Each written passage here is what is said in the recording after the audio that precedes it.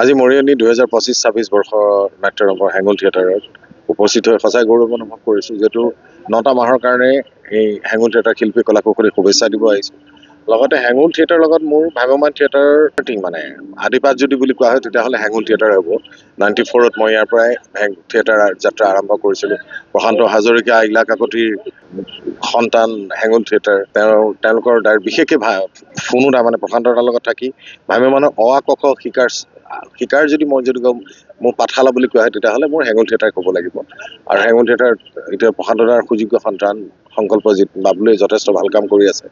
নতুন নতুন টেষ্ট দিবৰ কাৰণে চেষ্টা কৰিছে হেঙুল থিয়েটাৰে, আৰু মই বৰ আশাবাদী। আৰু হেঙুল থিয়েটাৰ বুলি সদায় এটা নিজৰ থিয়েটাৰ বুলি এটা গৌৰৱ অনুভৱ কৰোঁ, সেইকাৰণে আহোঁ। আজি এই শুভখনত 9টা মাহৰ কাৰণে শিল্পী কলাকুশলীসকল যেতিয়া ওলাইছে, ভগৱানে তেওঁলোকক শক্তি দিয়ক, বা বিভিন্ন বাধা বিঘিনি অতিক্ৰম কৰি যাতে ৰাইজৰ মৰম বুটলিবলৈ সক্ষম হয়, তাকে মই ভগৱানৰ ওচৰত প্ৰাৰ্থনা কৰিছোঁ।